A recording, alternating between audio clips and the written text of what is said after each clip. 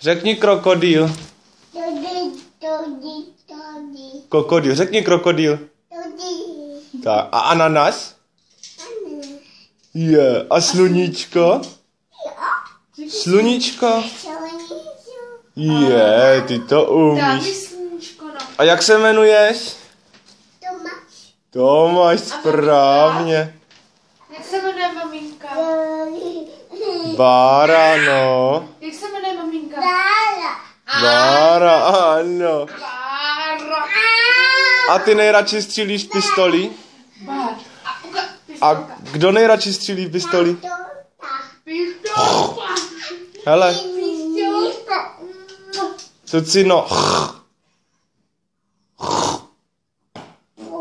Pufo, celý život. Máš malý. Nemám malý. Ukaž, Malíček, no. A kde je palec? Který je palec? Palec. Ano. Počkej, kde máš malý? No, tady má taky malý, no.